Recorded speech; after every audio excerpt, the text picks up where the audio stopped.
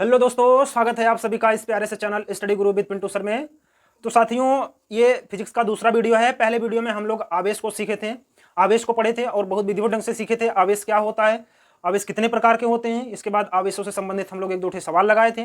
तो आज की वीडियो में दोस्तों हम लोग सीखने वाले हैं विद्युत धारा। विद्युत धारा क्या होता है, आप वीडियो के अंत तक बने रहें। आपके जितने भी डाउट आपके मन में होंगे विद्युत धारा से, सबके सब दूर होने वाले हैं, बस वीडियो के अंत तक बने रहें। तो दोस्तों, अभी तक यदि आप चैनल को सब्सक्राइब नहीं किए हो तो चैनल को सब्सक्राइब कर लीजिए और वीडियो को लाइक कर लीजिए, अपने दोस्तों के पास शेयर कर दीजिए।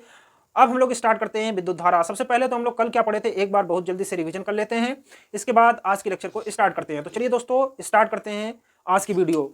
तो देखिए, आवेश हमने सीखा पहली वीडियो में। आवेश क्या होता है, ठीक है। आवेश, आवेश बोले तो चार्ज, ठीक है। तो हम लोग विद्युत आवेश पढ़ रहे हैं, इसलिए इसको क्या बोलेंगे, इलेक्ट्रिक चार्ज। आवेश क्या होता है, हमने आपको क्या बताया था, आवेश किसी वस्तु का गुण होता है। आवेश किसी वस्तु का वह गुण होता है जिसके कारण वो किसी अन्य वस्तुओं में विद्युत तथा चुंबकीय प्रभाव की घटना घटित करता है। उसे क्या कहते हैं, आवेश कहते हैं। यानी हम दो वस्तुओं को लेकर के आपस में रगड़ें तो एक वस्तु से इलेक्ट्रॉन निकल करके दूसरी वस्तु पर चला जाता है, जिस कारण वो किसी अन्य वस्तु को अपनी ओर आकर्षित या प्रतिकर्षित करने लगता है।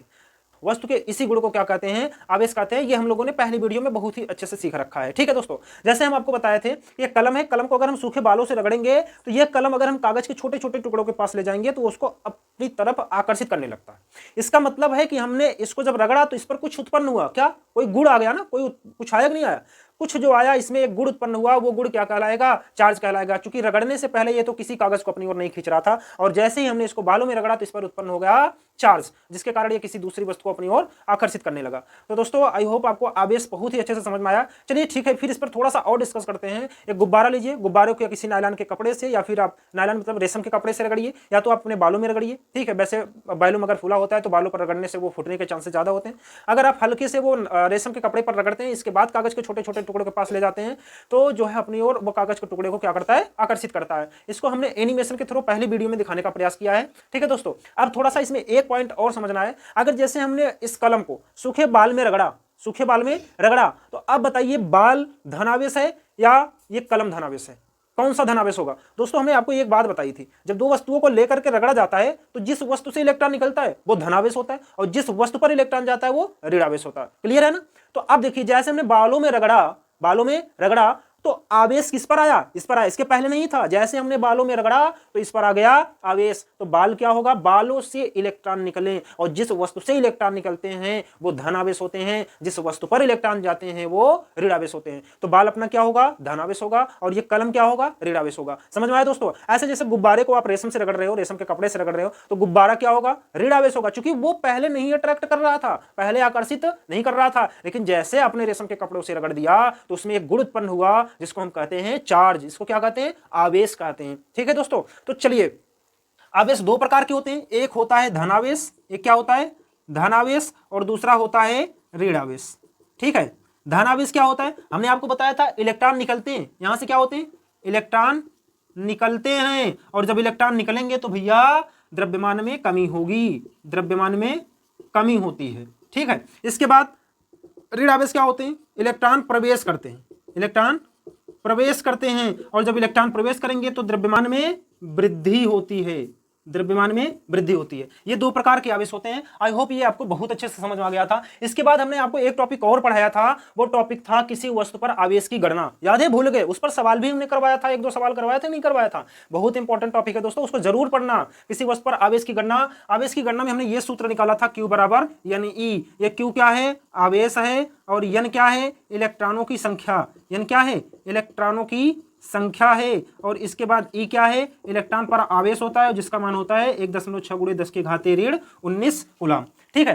तो चलिए, अब हम लोग थोड़ा सा जहां पर पिछले वीडियो में खत्म किए थे, आज हम लोग आज के लेक्चर को अब से वहां से स्टार्ट करते हैं। तो दोस्तों, आई होप आपको जो है मैं जो बता रहा हूं, जो चीजें समझा रहा हूं, आपको बहुत अच्छे से समझ में आ रहा है। दोस्तों, अगर आपको समझ में आ रहा है तो चैनल को सब्सक्राइब काहे नहीं करते हो, दोस्तों के पास शेयर क्यों नहीं करते हो, शेयर कर दो ना भाई, ठीक है। मैं आप ही लोगों के लिए यह कंटेंट ला रहा हूं, आप ही लोगों के लिए इतना मेहनत कर रहा हूं, ठीक है। तो चैनल को सब्सक्राइब करिए, और चलते हैं अब आज की वीडियो की तरफ। और आज का टॉपिक जो होगा वो होगा वैद्युत क्षेत्र, ठीक है। वैद्युत क्षेत्र क्या होता है, जिस तरह से आपका क्षेत्र होता है उसी तरह से वैद्युत का क्षेत्र होगा। और वैद्युत का होता कौन है, आवेश होता है मुख्य, ठीक है। वैद्युत का क्या होता है, आवेश होता है। आप समझो, जैसे आपका क्षेत्र अगर कहा जाए तो आपका प्रभाव जहां तक होता है, बोले तो आपके चारों ओर का वह क्षेत्र जहां तक आपका प्रभाव हो, जहां तक आपका प्रभाव हो। जैसे उसे क्या कहेंगे, आपका क्षेत्र कहेंगे। वैसे वैद्युत का भी है, आवेश का, ठीक है। तो यहां पर लिखिएगा वैद्युत क्षेत्र, वैद्युत क्षेत्र, ठीक है। इसको इंग्लिश में बोलते हैं इलेक्ट्रिक फील्ड, इलेक्ट्रिक फील्ड, ठीक है। देखिए इलेक्ट्रिक फील्ड क्या होता है दोस्तों, किसी आवेश या आवेश समुदाय के, किसी आवेश या आवेश समुदाय के, आवेश समुदाय के चारों ओर का वह क्षेत्र, चारों ओर का वह क्षेत्र, वह क्षेत्र जिसमें जिसमें किसी अन्य आवेश को, किसी अन्य आवेश को रखने पर, उस पर रखने पर, उस पर आकर्षण या प्रतिकर्षण, आकर्षण या प्रतिकर्षण बल कार्य करता है, उसे क्या कहते हैं, वैद्युत क्षेत्र कहते हैं, वैद्युत क्षेत्र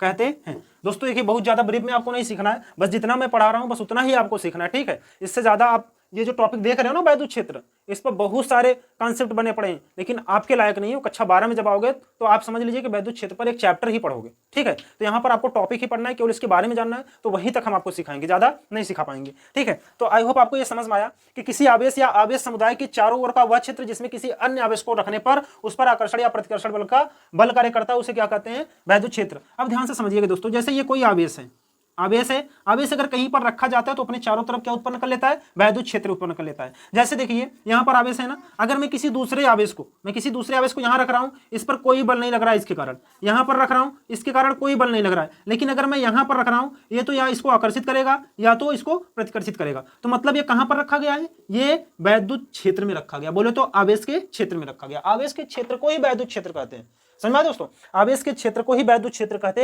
हैं। तो चलिए अब यहां पर एक पॉइंट लिख लेना, स्टार पॉइंट बना करके, अतः किसी आवेश को, अतः किसी आवेश को कहीं रख दें तो, कहीं रख दें तो वह अपने चारों तरफ वैद्युत क्षेत्र उत्पन्न कर लेता है, ठीक है दोस्तों। अगर किसी आवेश को रखा जाएगा तो अपने चारों तरफ क्या उत्पन्न कर लेगा, वैद्युत क्षेत्र। बस इसको यहीं तक समझना था, इसको राइट डाउन कर लीजिए और सभी लोग कॉपी कलम लेकर के अपना नोट्स अपने हाथ से बनाते चलिए, ठीक है दोस्तों। कुछ बातें ऐसी होती हैं जो मैं आपको बताता तो हूं लेकिन लिख नहीं पाता हूं, और आप सुनते हो तो उस पॉइंट को आप लिख लिया करिए। आपको लगे कि मैं इस टॉपिक को भूल सकता हूं, ये चीजें जो सर बता रहे हैं इसको मैं भूल सकता हूं भविष्य में, तो आप उसको अपने हिसाब से अपने कॉपी में लिख लिया करिए, ठीक है। इसलिए मैं आपको कह रहा हूं कि अपने द्वारा बनाई गई नोट्स दुनिया की सबसे प्यारी नोट्स होती है, और आप लोग भी अपने ही हाथों से अपनी नोट्स बनाइए, ठीक है। मैं तो आपको यहाँ पर सारा चीज लिख करके प्रोवाइड कर ही रहा हूं, लेकिन आप अगर अपने मन से लिखोगे, अपने आप से लिखोगे, तो दोस्तों आपको ये काफी टाइम तक याद रहेगा, ठीक है। चलिए अब हम आपको बताते हैं, वैद्युत क्षेत्र हो गया, अब हम आपको बताते हैं वैद्युत धारा क्या होती है, विद्युत धारा, ठीक है। विद्युत धारा कुछ नहीं है दोस्तों, आवेश है, आवेश को भगाते हैं, आवेश को जब भगाते हैं तो वहां पर उत्पन्न हो जाती है धारा, बस उसी को सीखना है हमें, विद्युत धारा। अगला हेडिंग बना लीजिए, विद्युत धारा, इसको इंग्लिश में बोलते हैं इलेक्ट्रिक करंट। क्या बोलते हैं, इलेक्ट्रिक करंट, ठीक है। समझिए विद्युत धारा क्या होता है दोस्तों। हमने आपको पहले वीडियो में देखिए सारे टॉपिक बताया था क्या क्या पढ़ना है, बस उतना इस चैप्टर में पढ़ना है, टेंशन मत लो। हम एक दो वीडियो में जो है एक वीडियो में लगभग 2 टॉपिक को कवर करते रहेंगे। वो पहली वीडियो थी इसलिए जो है उसमें थोड़ा सा समय भी ज़्यादा हो गया था और ब्यौरा देना था उसका, क्या बोलते हैं, चैप्टर का भी, इसलिए हम उसमें ज़्यादा कुछ नहीं पढ़ा पाए थे। तो दोस्तों हम हर एक वीडियो में लगभग प्रयास करेंगे कि एक एक दो टॉपिक कवर करते रहें और लगभग 6 से 7 वीडियो में ये पूरा चैप्टर को कवर कर डालें न्यूमेरिकल के साथ में। तो चलिए दोस्तों, अब विद्युत धारा क्या होती है, देखिए विद्युत धारा कुछ नहीं होती है। सबसे पहले तो हम आपको जो चीज़ जैसे बता रहे हैं वैसे समझते चलिए, ठीक है। विद्युत धारा का डिफिनेशन आपको रटना ही नहीं पड़ेगा, ठीक, रटना नहीं पड़ेगा। दोनों डेफिनेशन, 2-2, 3-3 डेफिनेशन जितने हो सकेंगे मैं आपको बना करके बताऊंगा, लेकिन इतना मान के चलो कि आपको एक भी छोटा सा वर्ड भी रटना नहीं पड़ेगा अगर आप वीडियो को बहुत ही केयरफुल होकर के देख रहे होंगे तो। चलिए यहां पर समझिए, विद्युत धारा को आई से प्रदर्शित करते हैं, आई से प्रदर्शित करते हैं, ठीक है, आई से प्रदर्शित करते हैं। अब यहां पर देखिए दोस्तों, थोड़ा सा सूत्र निकाल रहे हैं। माना किसी परिपथ में t समय में t समय में q आवेश प्रवाहित होता है तो q आवेश प्रवाहित होता है तो इसके लिए जो व्यंजक है दोस्तों, जो सूत्र है, I बराबर क्या होगा, Q अपान टी। I बराबर क्या होगा, Q अपान टी। I क्या है, विद्युत धारा है, Q क्या है, विद्युत आवेश है, T क्या है, आवेश को प्रवाहित होने में लगा समय है। यदि दोस्तों यदि t बराबर 1 सेकंड ले लें, क्या ले लें, 1 सेकंड, तो I बराबर क्या मिलेगा, Q। क्योंकि t के स्थान पर 1 रख देंगे तो हमारा I बराबर क्या मिलेगा, Q। अतः यहां पर लिख सकते हैं, अतः किसी परिपथ में एकांक समय में प्रवाहित आवेश की मात्रा को क्या कहते हैं, विद्युत धारा कहते हैं, विद्युत धारा कहते हैं। ठीक है दोस्तों, समझ में आया। मतलब एकांक समय में जितना आवेश बह जाएगा, मतलब 1 सेकंड में जितना आवेश प्रवाहित हो जाएगा, उसे क्या कहेंगे, विद्युत धारा कहेंगे। चलिए अब इसका अगर दूसरा डेफिनेशन लिखना चाहते हो तो दोस्तों आपको पता है, जब भी किसी के बटे में टी लग जाता है इसका मतलब क्या होता है, दर हो जाता है। ठीक है, आप दूसरी परिभाषा ये भी लिख सकते हो, किसी परिपथ में आवेश प्रवाहित होने के समय दर को क्या कहते हैं, विद्युत धारा कहते हैं। आई होप आपको समझ में आ गया होगा। ये भी मैं लिख दे रहा हूं, यहां पर देखिए मैं ये भी लिख दे रहा हूं दोस्तों, विद्युत धारा का एक डिफिनेशन ये है, जो दूसरा भी अभी हमने बोला, ये भी लिख लीजिए। ठीक है, अथवा करके ये भी लिख लीजिएगा सभी लोग, अथवा करके ये भी डेफिनेशन लिख लीजिए। अथवा किसी परिपथ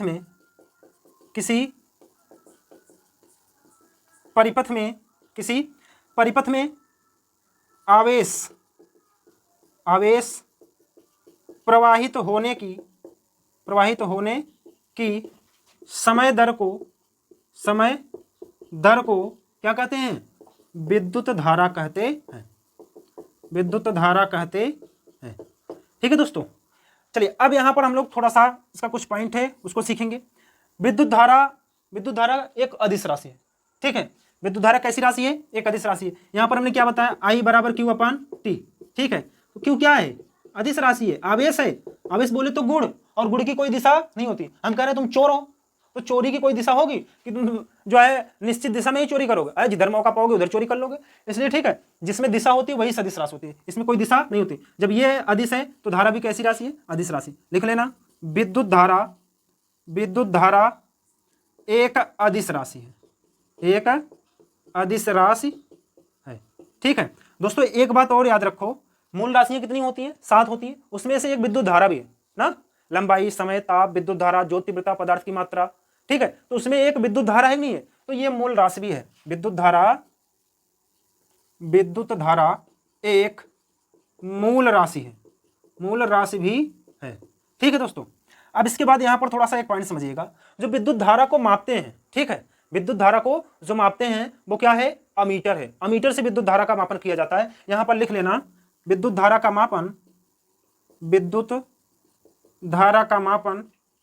मापन अमीटर द्वारा किया जाता है, जो यहां पर लिख लेना, जो परिपथ में श्रेणी क्रम में जोड़ा जाता है, श्रेणी क्रम में जोड़ा जाता है। श्रेणी क्रम का मतलब समझो दोस्तों, अभी आप नहीं समझ पाएंगे लेकिन आगे चल के आप समझ जाओगे, फिर भी मैं यहाँ पर टॉपिक को समझा रहा हूँ तो समझा दूं। जैसे आप देखिए, घरों में जो आपके लाइट आती है वो 2 फेस होते हैं, एक न्यूट्रल होता है, एक फेस होता है ना।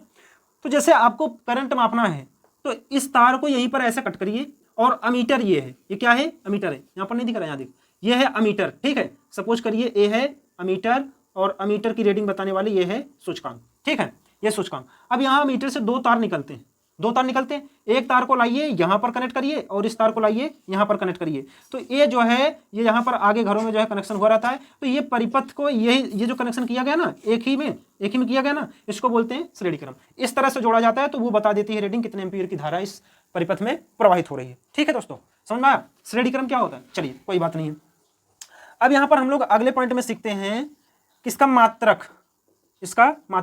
मात्रक दोस्तों ये क्या है, यहाँ पर देखिए आवेश है, आवेश का मात्रक कूलाम होता है, इसके बाद समय का मात्रक सेकंड होता है। तो पहला मात्रक क्या निकला है, कूलाम प्रति सेकंड। ठीक है, और दूसरा मात्रक होता है एम्पियर, क्या होता है, एम्पियर। और ये दोनों के दोनों MKS पद्धति में होते हैं, मीटर किलोग्राम सेकंड पद्धति। ठीक है, तो आई होप यहां तक आपको दिक्कत नहीं हुआ होगा, सारे पॉइंट आपको समझ में आ गए होंगे। ठीक है, ठीक है दोस्तों, चलिए अब हम लोग यहां पर आगे देखते हैं। मात्रक हो गया, मात्रक हो गया। अब हम लोग देखते हैं ना थोड़ा सा ये एम्पीयर, इसको क्यों कहा जाता है। बहुत बच्चे कंफ्यूजन में होंगे, सर एम्पीयर एम्पीयर एम्पीयर क्यों कहा जाता है। तो दोस्तों मैं आपको एक बात बताऊं, तो एम्पीयर जो है आंद्रे मेरी, उनका पूरा नाम था आंद्रे मेरी एम्पीयर, वो फ्रांसीसी वैज्ञानिक थे। ठीक है, फ्रांसीसी वैज्ञानिक थे, उन्हीं के नाम से रखा गया है एम्पीयर। ठीक है, तो आंद्रे मेरी एम्पीयर, उनका पूरा नाम क्या था, आंद्रे मेरी एम्पीयर, और उन्हीं के नाम से ये एम्पीयर निकला हुआ है। ये वैज्ञानिक थे फ्रांस के। ठीक है, तो ये लिखना बहुत जरूरी नहीं है। अब यहां पर हम लोग थोड़ा सा देखते हैं अन्य छोटे मात्रक, इसके अन्य छोटे मात्रक भी हैं जो कि न्यूमेरिकल में बहुत काम आते हैं। अन्य छोटे मात्रक कौन कौन से हैं, जैसे ये मिली एम्पीयर हो गया। ठीक है, पहला क्या है, मिली एम्पीयर, 1 मिली एम्पीयर। दोस्तों 1 मिली एम्पीयर बराबर होता है 10 के घाते 3 एम्पीयर, 10 के घाते 3 एम्पीयर। ठीक है, 1 मिली एम्पीयर में कितने होते हैं, 10 के घाते 3। इसको शॉर्ट में लिखना चाहते हो तो ऐसे लिख लेना, MLA बराबर 10 के घाते ऋण 3A, ए या AMP भी लिख सकते हैं। ठीक है, और दूसरा होता है micro ampere, 1 micro ampere, micro ampere, 1 micro ampere का ये है प्रतीक। ठीक है, 1 माइक्रो एम्पीयर में होते हैं 10 के घाते ऋण 6 एम्पीयर। ठीक है दोस्तों, समझ में आया। चलिए अब यहां पर हम लोग थोड़ा सा आगे पॉइंट में समझेंगे। जो विद्युत धारा है, विद्युत धारा को किसी परिपथ में तीर द्वारा व्यक्त करते हैं। तीर ऐसे रहेगा, ऐसे करके वहां पर लगा देते हैं और लिख देते हैं आई। तीर द्वारा व्यक्त किया जाता है, व्यक्त किया जाता है। समझ में आया दोस्तों। चलिए अब थोड़ा सा ध्यान देना, धारा की जो दिशा होती है वो धनावेश के चलने की दिशा में होती है और ऋणावेश के चलने के विपरीत दिशा में होती है। ये पॉइंट भी लिख लेना यहां पर। जो धारा सदैव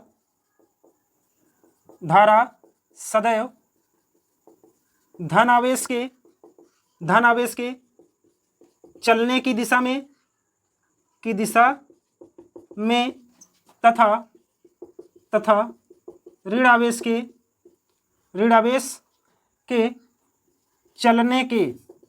चलने के विपरीत दिशा में होती है। ठीक है दोस्तों, ये पॉइंट रहा। ये हमारा विद्युत धारा, लगभग जितने ही टॉपिक आपके सिलेबस में थे, बोले तो धारा से रिलेटेड जितने पॉइंट थे आपके सिलेबस में, हमने पूरे विद्युत धारा से रिलेटेड टॉपिक आपको समझा दिए। अब इस पर एक छोटा सा न्यूमेरिकल करते हैं, इसके बाद हम लोग नेक्स्ट टॉपिक की तरफ चलेंगे। ठीक है, चलिए मिटा देते हैं। न्यूमेरिकल है दोस्तों, देखिएगा सभी लोग ध्यान से। एक छोटा सा न्यूमेरिकल है इसी टॉपिक पर दोस्तों ध्यान देना। जैसे हमने आपको सूत्र क्या पढ़ाया, I बराबर Q/T। अब यहां पर देखिए इसमें कितने हैं, एक I है और एक Q है और एक T है। इसमें से कोई दो देकर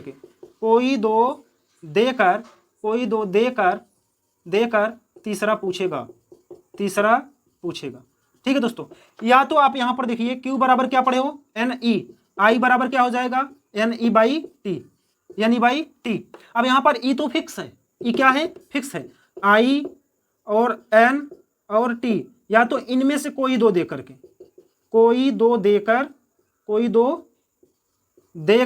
तीसरा पूछेगा। या तो इनमें से कोई दो देकर के तीसरा पूछेगा, तो भी आपको कौन सा सूत्र लगाना है, ये विद्युत धारा का। ठीक है, क्योंकि Q बराबर हमने पिछले वीडियो में ये पढ़ा था, NE, याद है, भूल गए, Q बराबर NE, तो वहीं से निकला हुआ ये सूत्र है दोस्तों। क्योंकि स्थान पर क्या रख दिए, NE, I बराबर क्या हो जाएगा, NE/T। तो इसमें से ये तो E फिक्स है, E क्या है, फिक्स है। E का मान होता है 1.6 × 10 के घाते ऋण 19 कूलम, इलेक्ट्रॉन पर आवेश होता है। ठीक है दोस्तों, चलिए अब यहां पर हम एक सवाल लेते हैं, एग्जाम्पल लेते हैं। एग्जाम्पल है दोस्तों, यदि किसी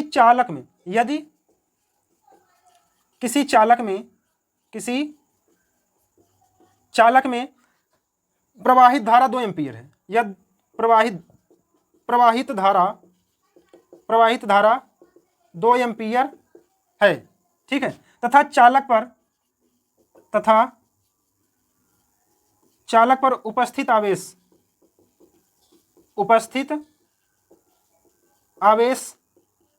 4 कूलम है, तो आवेश के प्रवाह का समय ज्ञात कीजिए, समय ज्ञात कीजिए। दोस्तों देखिए सवाल में कुछ खास नहीं है, बहुत सिंपल सवाल है, ठीक है। सवाल में क्या कह रहा है, यदि किसी चालक में प्रवाहित धारा 2 एम्पीयर है, बोले तो धारा का मान दिया है आई, यहां पर लिख लेना विद्युत धारा दिया है,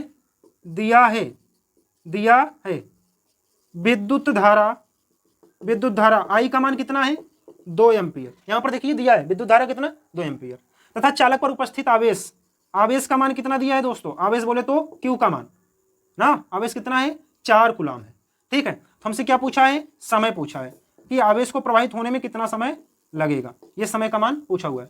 तो दोस्तों ये बताइए आई बराबर क्या होता है, क्यू अपान टी, तुमसे टी पूछा है, टी को इधर कर देते हैं, आई को इधर कर देते हैं, टी बराबर हो जाएगा क्यू अपान आई। तो टी बराबर क्यू का मान कितना है 4 कूलम, आई का मान कितना है 2 एम्पीयर, 2 दूना 4, ये आ गया 2 सेकंड, ठीक है दोस्तों। आई होप आपको ये समझ में आ गया होगा। तो हमने विद्युत धारा पूरा सीख लिया और विद्युत धारा पर एक छोटा सा एग्जाम्पल भी कर लिया दोस्तों, और एग्जाम्पल आप ढूंढ करके किताब से लगाना, ठीक है। बाकी अब हम लोग नेक्स्ट वीडियो में जो है इसके आगे का जो टॉपिक था विद्युत विभव और विद्युत विभवांतर, इन सब टॉपिकों पर अब नेक्स्ट वीडियो में चर्चा करेंगे। तब तक आप लोग पढ़ते रहिए, और दोस्तों अगर चैनल पर नए हैं तो चैनल को सब्सक्राइब कर लीजिए और अपने दोस्तों तक ये वीडियो जरूर पहुंचाइए साथियों। और अब हम मिलते हैं नेक्स्ट वीडियो में, तब तक आप पढ़ते रहें, मस्त रहें। जय हिंद, जय भारत।